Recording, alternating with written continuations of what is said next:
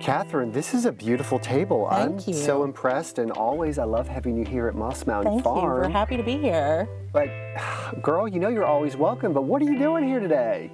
Well, we're here, thank you for having us, by the way, to do a little bit of a basic tutorial about formal dining and party dining, and just a couple of basic how-tos to help anybody who is planning their party or is hosting a party or is a guest at the party kind of navigate how the table works and how formal dining works. I love that. I think I need to get my notebook out.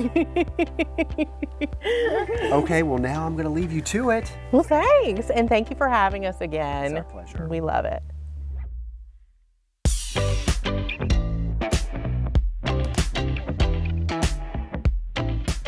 So now that it's just us, let me tell you a little bit about what we're going to do today. Today we are in the Hidden Rose Garden at P. Allen Smith's Moss Mountain Farm, and it's just simply gorgeous. We love bringing clients here to get married. It's a great place to throw a party, and we thought it'd be a great place to show you some dining basics and a few etiquette basics that will get you through any formal dining situation, or even setting the table for a formal dining situation. And if you want to, you can go more in depth if you pick up the Etiquette Bible. We all know Miss Emily Post. We love her. She's our etiquette guru. But it's a little bit shorter of a tutorial to get you through the day. Let's talk a little bit about formal dining. This is one of the #1 questions I get asked. What do I do with my hands? Where does my fork go? What is this fork, and where is it, this glass, and all of this kind of stuff. So let's talk about that today. Just as a disclaimer, the etiquette we're about to talk about today is indicative of the American region, United States of America, and especially the American South. There are nuances of etiquette that change all throughout the countries, but these general basics stay the same. So if you do these things, you'll be okay. Step 1, be polite. Saying please and thank you will get you miles ahead with your host, with your guest, with anybody around you. So just know that even if you flub up a few things, as long as you say please and thank you, you'll be okay. Step 2, if you really want to get into the nitty gritty and get the hard stuff going, Emily Post's Etiquette. This is the newest edition. It's great. It's the Etiquette Bible, so you can always check that out. Step 3, let's go over what is just on this table. Now this is set for a formal dining service, 3 courses to be exact, and I'll tell you how I know. First, let's go through what everything is. Bread and butter plate, bread and butter knife, pointed towards the left. Salad fork, first course fork, second course or main course fork. Plate, napkin below, dinner plate, salad plate.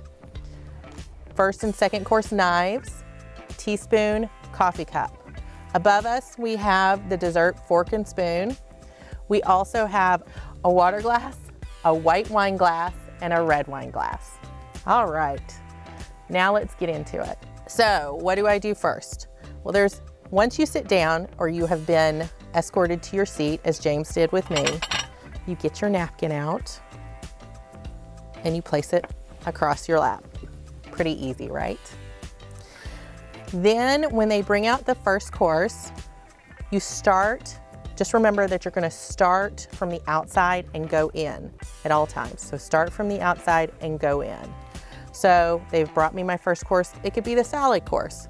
I start with a salad fork, I eat, I put it on my plate, and they will take away this plate. We don't ever reuse a fork. When we're done with the fork, we put it towards the right in about the 4 o'clock position. That way, the server knows to take it away. Then we get to our first course. Do you see how this is going? It's highly repetitive. This is usually like a fish course, or it can be, like a white meat course or anything of that nature. We pick up the next fork in line and we pick up the first knife and we use it. And then when we're not done with it, when we're just resting, we might be having conversation, We rest it in an X, and then when we're done with our plate, again, towards the right in the 4 o'clock position, okay? Pretty simple, right?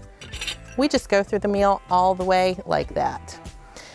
A few things to remember is when your wine is being served, like sometimes they do different wines with different courses, just know if they serve it immediately, then you're supposed to drink it with that course.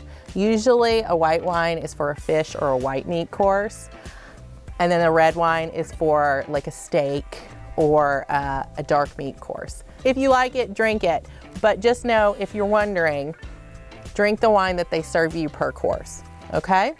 Step 4, remember to think small, okay? In your conversation, it's called small talk for a reason, all right? At the dinner table, you should have polite conversations with the person ahead of you, in front of you, and to the side of you. You should never speak too loudly across the way. Small talk about light, happy things. Also, when it comes to your sips and your bites, remember to think small. Nobody wants to see you eat. So don't take big honking bites of things. And when you're buttering your bread, don't butter a whole slab of bread. Just butter a little bit of the bread that you're about to put in your mouth. Think small and you'll be fine. Now, how do I remember how to set a table that looks like this? Okay, so I'm going to talk about it in the big table settings scope and a small table setting scope, because not everybody needs their table set for an event like this big, right? I'm just over the top and I love to do it big, so you know. Here is a simple way to remember how to set a table like this. One, you could always consult Emily Post or our friend Martha Stewart, or you can remember these simple things. One, you're always going to start from the outside in. So if you are serving a salad course first, remember to put the salad course on the outside. So starting from the outside in. This is what I was taught when I was a little girl. So an even simpler thing to remember, that's an easy way for kids to remember how to set a table, is to remember that the fork is the devil, the knife is the knight, and he is protecting the damsel, which is the spoon, from the devil. So his sharp side is always facing the devil. Also, because, you know, I'm left-handed, so this is where it stings, but it also helps me out in dining situations. Because the devil is the devil and left-handers are the devil, the devil is always on the left-handed side. I know, it's not very nice, but you'll remember it. And that's how I still remember it. When it comes to table setting, we'll put a few things back. You can be as elaborate or as simple as you want to. Just remember that, you know, you need to have balance on the table and it needs to be functionable. So if I'm having a simple wedding, say we're only having like one course, or it's a buffet and we're setting the places ahead of time, I always like to at least have the fork, a knife, and a spoon for balance on there, and just keeping it real easy.